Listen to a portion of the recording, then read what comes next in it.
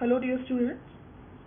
In our previous module, we discussed the force and its effects. In this module, we will discuss the types of forces.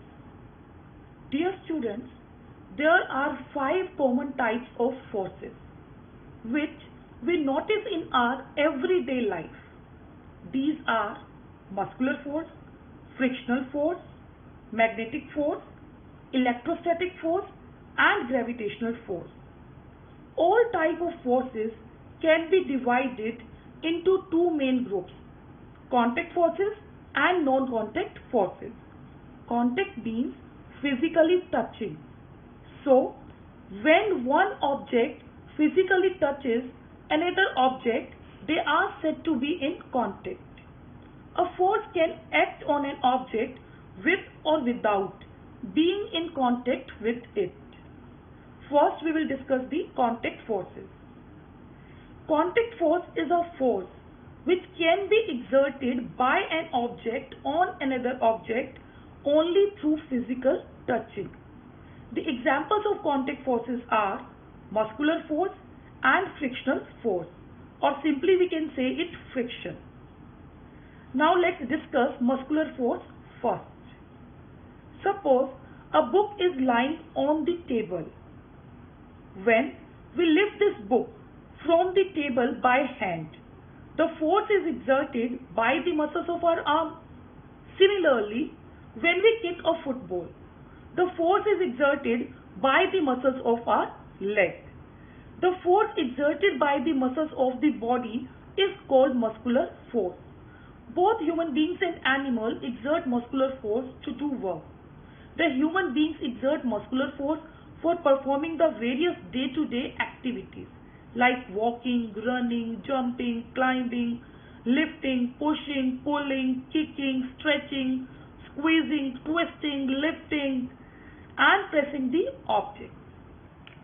Since muscular force can be applied to an object only when our body or body of an animal is in contact with the object, therefore muscular force is a contact force.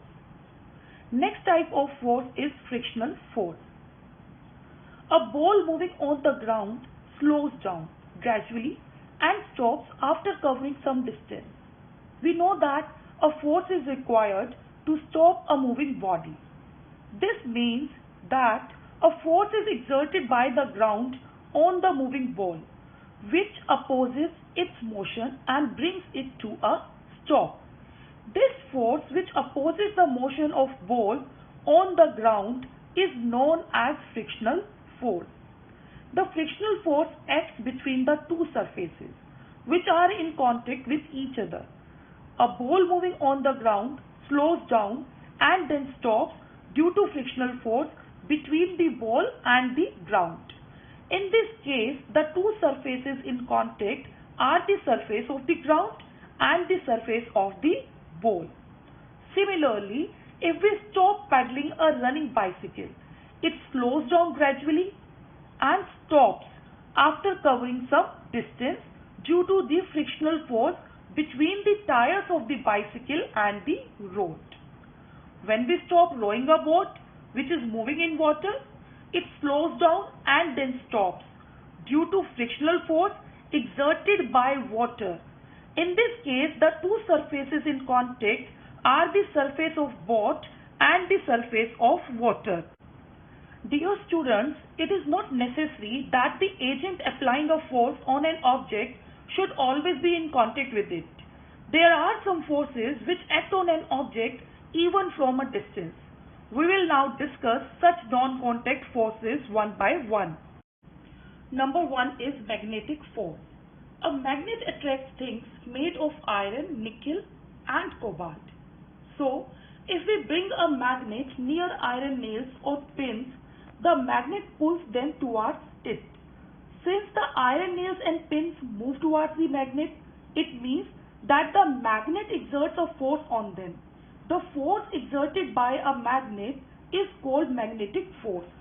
The magnetic force acts even from a distance. Since a magnet can exert its magnetic force on iron objects from a distance, that is without touching them. Therefore, magnetic force is an example of non-contact force.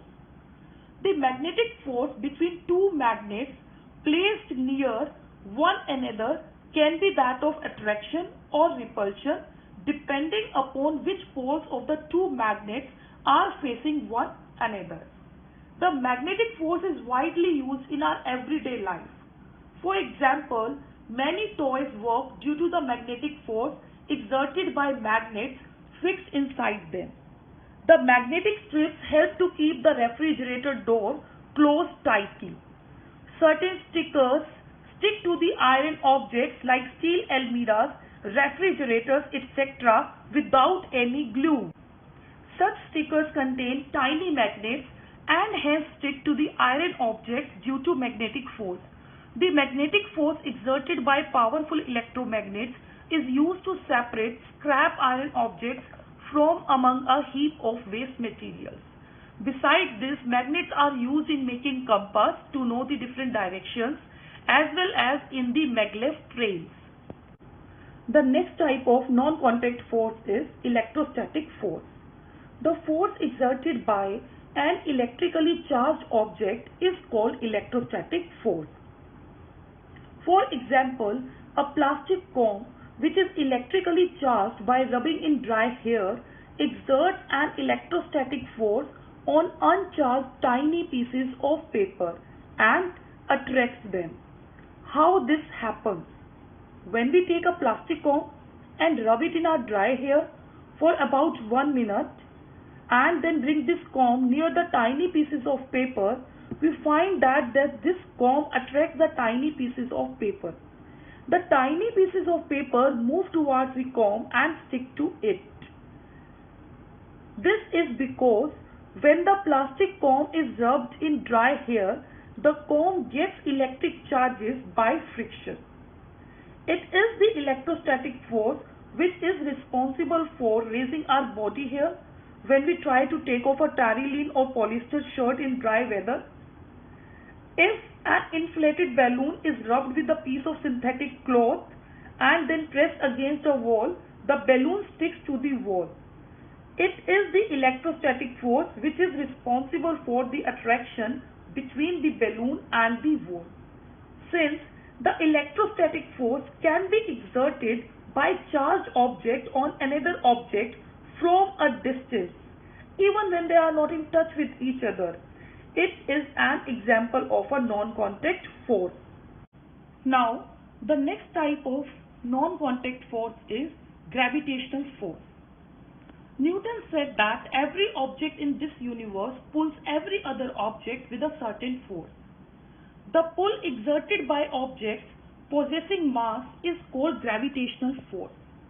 The gravitational force between two objects is a force of attraction, and it acts even if the two objects are not connected by any means. It is the gravitational force between the Sun and the Earth which holds the Earth in its orbit around the Sun, and it is the gravitational force between Earth and the Moon which holds the Moon in its orbit around the Earth. The gravitational force between two ordinary objects having small masses is very weak and cannot be detected easily. The gravitational pull becomes strong only if one of the objects has a huge mass like the Earth. Thus, the gravitational pull between the Earth and a stone is very large, which can be detected easily. If we drop a stone from some height, it falls down towards the Earth. This is because the Earth exerts a gravitational force of attraction on the stone and pulls it down. The force with which the Earth pulls the object towards it is called the force of gravity. Gravity is a natural force of attraction. We all are pulled to the Earth by the force of gravity. For example, when a child falls from a tree, it is the force of gravity which brings the child down to the Earth. The force of gravity acts on all the objects. For example, a leaf falls from the tree due to gravity. A fruit also falls down from a tree due to the force of gravity. Rain falls down to the earth due to the force of gravity. When we open a tap, water begins to flow down towards the ground due to the force of gravity. And water in rivers flows downwards also due to the force of gravity. When a coin or pen slips from our hand, it falls to the ground due to the force of gravity acting on it. Dear students, in our next module, we will study about pressure and its applications in our day-to-day life. Plus, we will study about the instruments which are used to measure the liquid pressure as well as the atmospheric pressure. Thank you.